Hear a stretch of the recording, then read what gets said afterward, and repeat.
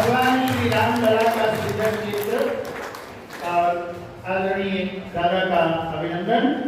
इसी क्रम में मैं अपने जिला प्रचारक जी को भी आमंत्रित करता हूँ कि वे आदरणीय श्री कार्तिकेय शुक्ल जी का अभिनंदन करेंगे।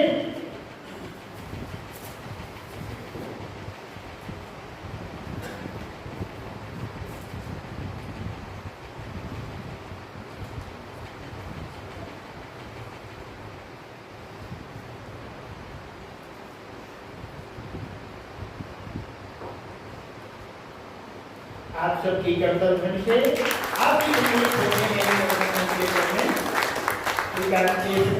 और श्रेष्ठ गीतकार और हम सबके मध्य में हैं, उनका स्वागत अभिनंदन। मैं अपने नगर कार्यवाह श्री विनीत जी को आमंत्रित करूंगा।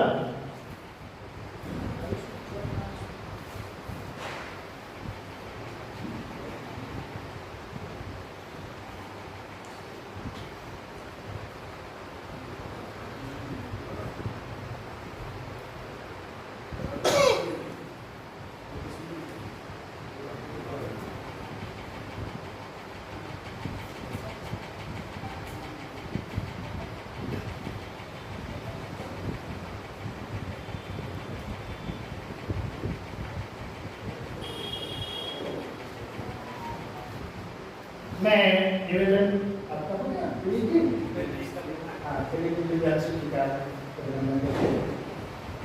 विद्यांशी जी बहुत श्रेष्ठ व्यक्ति हैं। शैलेश रोड़ा जी का बहुचर्चित कार्यक्रम जो आता है उसका भी आपने वहाँ पर भी काव्य पाठ किया है। अपने सीतापुर के लिए बहुत कम अवस्था में ऐसे उत्कृष्ट काव्य पाठ के लिए आपने जो यश अर्जित किया है, हम सब उनका स्वागत और अभिनंदन करते हैं। मैं श्री नवीन अवस्थी जी नगर पंचायत नगर पालिका परिषद अध्यक्ष को सादर आमंत्रित करता हूँ कि आदरणीय श्री अमरीश श्रीवास्तव अंबर जी का आज के इस युग में भी जो रीतिकाल या आचार्य कवि के रूप में जिनके छंद जिनके गीत ऐसे आदरणीय श्री अमरीश श्रीवास्तव अंबर जी अपनी संस्कार भारती के आप जिलाध्यक्ष भी हैं। आपका भी बहुत बहुत स्वागत।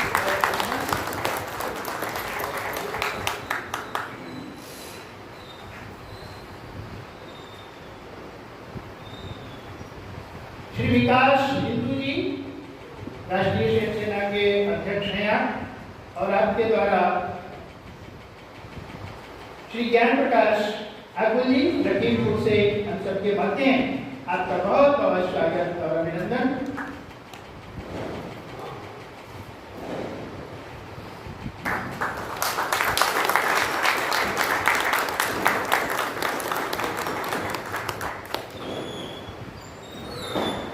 सीतापुर के विश्वा जिले के जिला कार्यवाही हैं श्री अमरेश जी, मैं उनको आमंत्रित करता हूँ।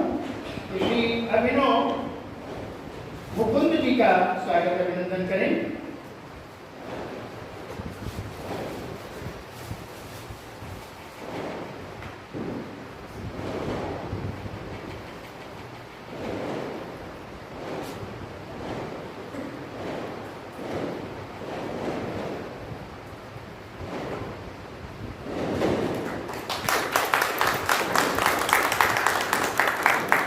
विश्व हिंदू परिषद के प्रांत धर्माचार्य प्रमुख श्री विपुल प्रताप सिंह जी हैं, मैं उनको आमंत्रित करता हूँ। बहन मनु शुक्ला ओज की कवयित्री हैं आप, उनका स्वागत और अभिनंदन।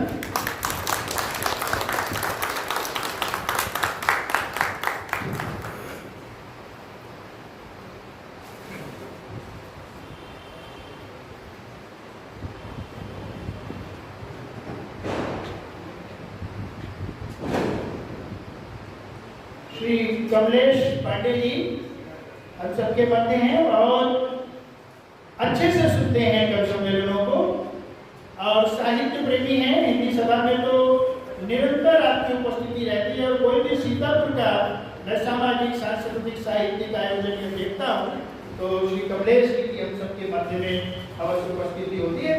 श्री दीपक सागर जी का स्वागत अभिनंदन एक कवि के रूप में और अपने इस संघ निवास के मंच पर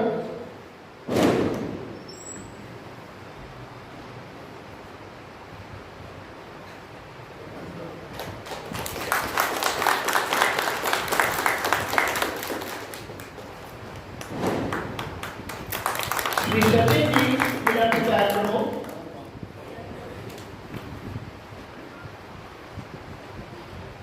श्री आयुष आयुरी इनका स्वागत अभिनंदन करेंगे श्री सचिन जी के द्वारा। श्री आयुष आयुरी बहुत उत्साही कवि हैं और बहुत श्रेष्ठ लिखते हैं, बहुत हृदय स्पर्शी गीत आपके पहले भी सुने और क्षेत्र में बड़े अच्छे से जाने जाते हैं।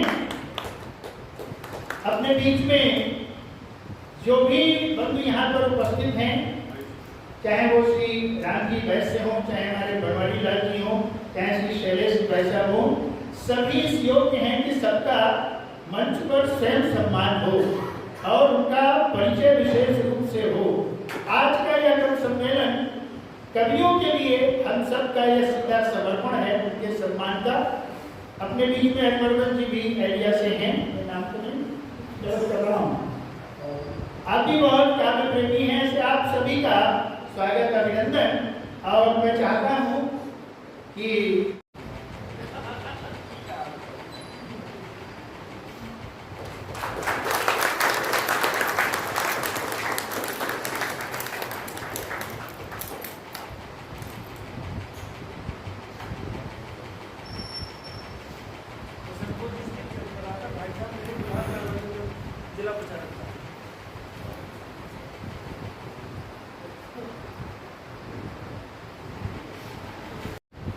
साहित्यिक विशेष आयोजन हुआ है तो जिन्होंने पूरा उसको संकलन करके रखा है, चाहे वो हिंदी सभा का हो, दैनिक जागरण का हो, अन्य जितने भी यहाँ पर के साहित्यिक अनुष्ठान हुए, जिनका विशेष रूप से वो स्वयं अपनी अभिरुचि से आकर के और पूरा रिकॉर्ड करते हैं, 3-4 दिन में उसको तैयार करते हैं और जहाँ भी जैसा भी उससे जुड़े लोग हैं उन सब तक उसको प्रेषित करते हैं, दूर दूर के कवियों तक भी पहुँचाना, आयोजकों तक भी पहुंचाना। अभी एक आयोजन बड़ा श्रेष्ठ हुआ हिंदी सभा में, एक महान साहित्यकार जिन्होंने अपने सीतापुर को देश और विदेश में ख्याति अर्जित कराई, ऐसे उन आदरणीय का की जयंती का समारोह था। आपने वो सब पूरा काम किया। बाद में उनके सुपुत्र ने लगभग आधे घंटे आपसे फोन पर वार्ता की कि आप आए और इतना अच्छा आपने सब संकलन करके रखा, मैं चाहता हूँ आप ये कैसे करते हैं, क्या करते हैं, मैं आपको कुछ देना चाहता हूँ। बहुत बार उन्होंने कहा कि मेरा ये शौक है और मैं इसको अपनी इच्छा से करता हूँ, एक इतिहास बना रहे कहीं न कहीं इस प्रकार के आयोजनों का। हिंदी सभा के साथ आजीवन सदस्य हैं, संस्कार भारती के जिला उपाध्यक्ष हैं और प्राथमिक बेसिक विद्यालय महोली में प्रधानाचार्य हैं और श्रेष्ठ कवि भी हैं। मैं श्री बाल गोविंद जी को आमंत्रित करता हूँ मंच पर आए और कार्यक्रमाध्यक्ष श्रीमान रजनीश जी से निवेदन करता हूँ कि बाल गोविंद जी का सम्मान करने की कृपा करें। ऐसे श्री बाल गोविंद जी के सम्मान में हम सब जोरदार और उनका फोटो ले लिया जाए। ये सबका फोटो ले रहे थे।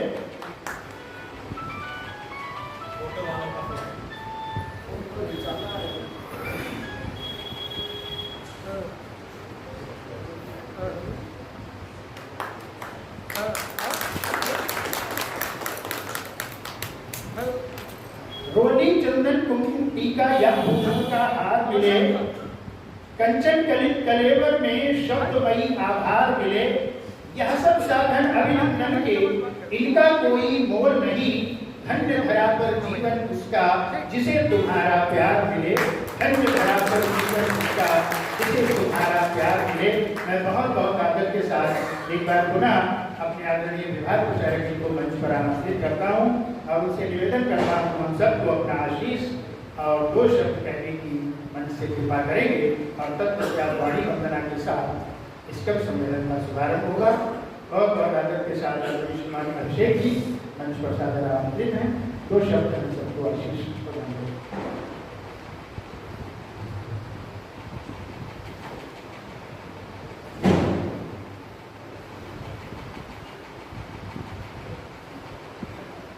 वीणापाणी महाशय से सम्मानित मंच, उपस्थित आत्मीय कार्यकर्ता, नागरिक सदस्य। अभी मदन मोहन मालवीय जी ने कहा था, ग्रामे ग्रामे सभा कार्य, ग्रामे ग्रामे कथा सुधा, पाठशाला मल्लशाला प्रतिपर्व महोत्सव। तो इसमें जितनी भी 4-5 बातों का उन्होंने उल्लेख किया है, गांव-गांव हो या नगर-नगर, आशय था कि जहां भी इस प्रकार का समाज रहता हो, वहां इस प्रकार के जो समाज निर्माण की संस्थाएं हैं, चाहे वो पाठशाला हो, चाहे वो मल्लशाला हो, चाहे वो जो धार्मिक कर्म करने वाली संस्थाएं हैं, जो मनुष्य निर्माण की संस्थाएं हैं, उनका सभी दिशाओं में और सब तक जाना अनिवार्य होता है, क्योंकि इस प्रकार के आयोजनों से समाज को एक दिशा मिलती है और समाज को ध्येय मिलता है, जिसके लिए वो जीवन पर्यंत काम करता है, जिससे समाज की दिशा ठीक होती है। ऐसे इस प्रकार का जो विद्वत मंच है, ये जो विद्वत संस्था बैठी है, ये व्यक्ति नहीं है, ये सब संस्था है अपने आप। इस प्रकार के संस्थाओं के सानिध्य में हम सभी को अवसर मिला है, हम सभी जो इनका समय मिला है, इस प्रकार से हम आज के अवसर पर ये अपेक्षा करेंगे कि आप सभी जो कवि का होता है, कवि समाज परिवर्तन का बहुत बड़ा माध्यम होता है। कवियों ने कलम से क्रांति समाज में दी है और सब प्रकार की क्रांति लेखन, और आज भी आप देखिए, आज सोशल मीडिया का जमाना है तो वहां भी लेखन और उस प्रकार की चीजें चलती है। तो ये कवि जो होते हैं, ये नैरेटिव और विमर्श का अंतर स्पष्ट करते हैं। तो आज इस प्रकार के जो ये सब लोग बैठे हैं, इनसे भी अपेक्षा और आपसे भी अपेक्षा, इनसे अपेक्षा है कि हमें कुछ नवीन गति देंगे, नव ऊर्जा देंगे, और आपसे अपेक्षा है कि इस प्रकार की ऊर्जा का संग्रह करेंगे और अपने जीवन में, समाज में और संगठन में उसको आगे बढ़ाने में लाभ करेंगे। इतना